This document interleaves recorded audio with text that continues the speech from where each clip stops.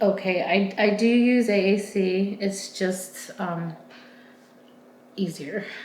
What is AAC? It stands for augmentative, or some people use the acronym assistive or adaptive communication. Those are the acronyms for AAC, and it just means ways of communicating through non-mouth speech. Would you like to demonstrate how you use adaptive technology?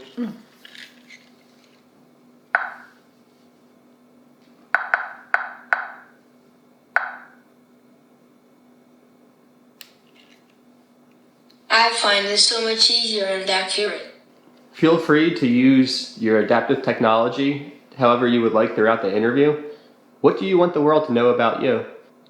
I am trying to get the world to understand that speech is not a better way of communicating, and society needs to focus less on speech and more on communication. When I ask you a question, how do you decide if you answer verbally or with adaptive technology?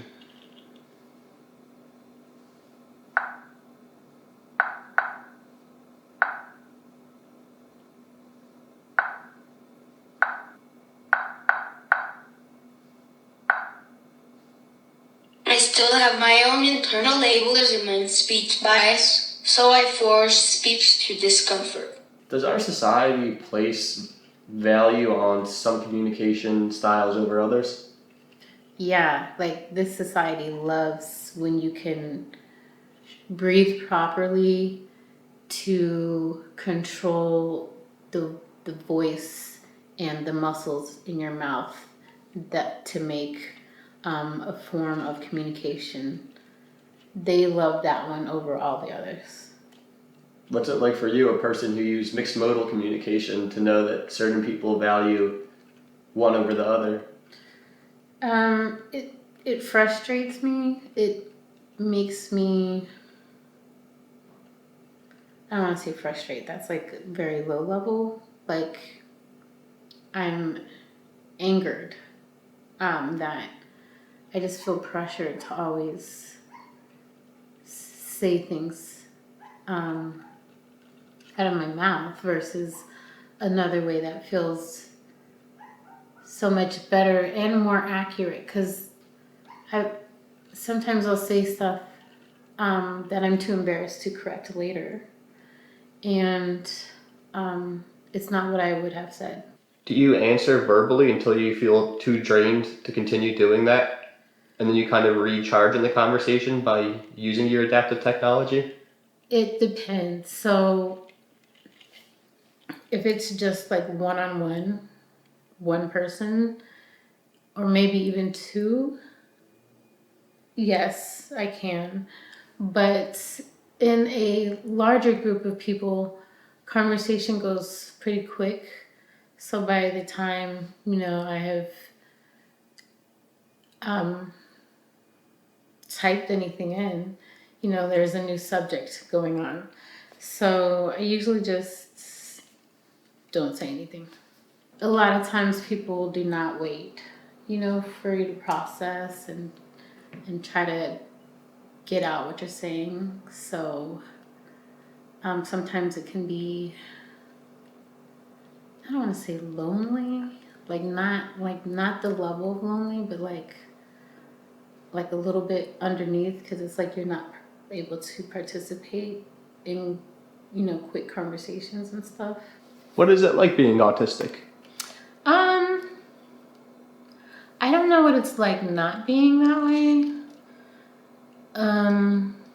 I definitely know it's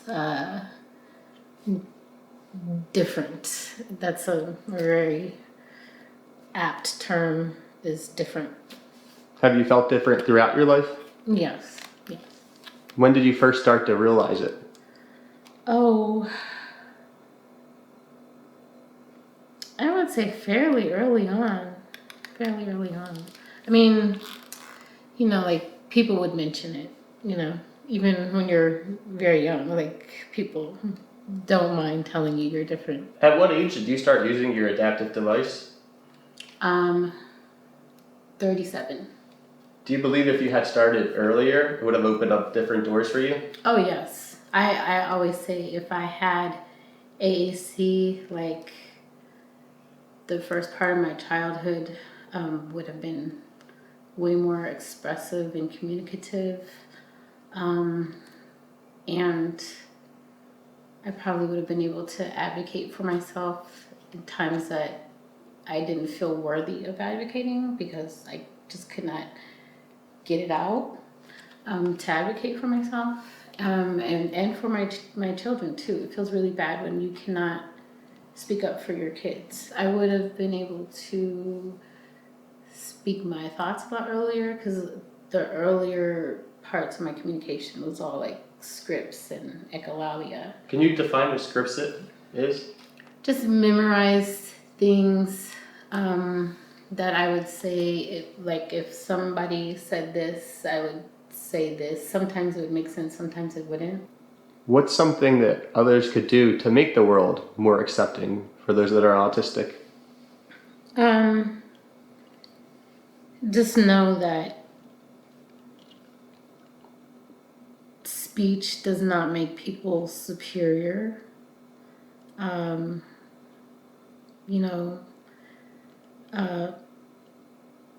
Just because somebody cannot speak does not mean that they should not be treated as, regular human beings. You said that you didn't feel worthy of advocating for yourself when you were younger. Mm-hmm. Why didn't you feel worthy? Oh, because I had and still to a degree have the internal bias that if you can't say it, then it's not important. And I wouldn't even say to a degree, like I literally had people tell me that. So. When I would try to write letters to people, people say, well, you don't have the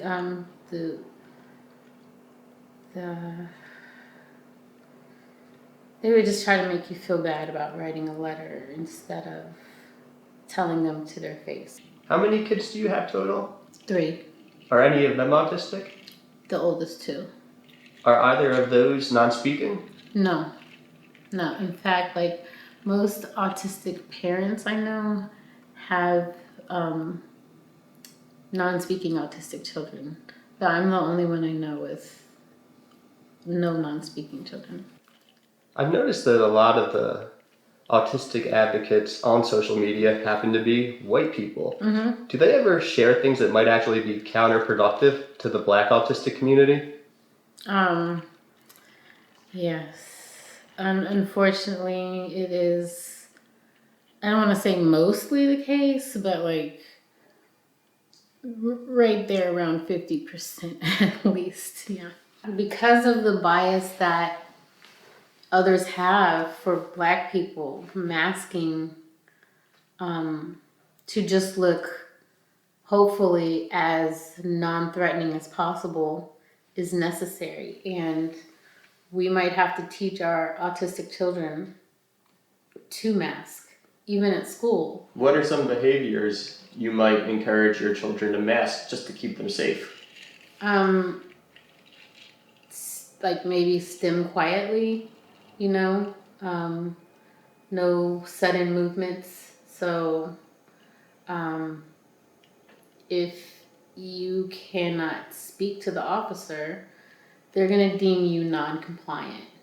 But it's better than reaching for a device. Having a meltdown would be so dangerous for a person who is Black. They look like they're being violent and aggressive.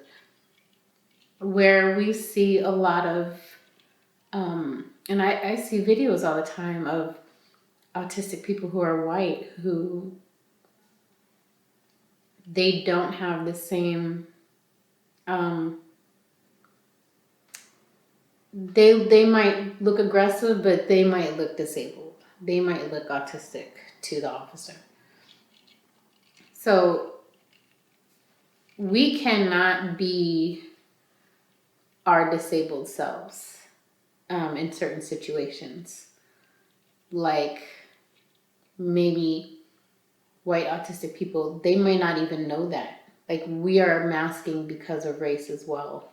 Like they might be masking their autism, but we're masking because of race and autism. It's very complicated because I often see people posting, "Don't tell kids to quiet hands. Let them express their sensory needs that way." Which of course, in a perfect society, everybody would be able to do this. Mm-hmm. But those are often white advocates, not considering the intersectionality of race as well. Yeah, and we definitely don't want to tell our children, and we don't want to have been told by our parents to change ourselves to fit in society. We don't want to do that. But I rather see my Black sons live another day. Throughout this interview, you answered a lot of the questions verbally. Was it easier for you to do that because it was a comfortable environment? Yeah, I got more.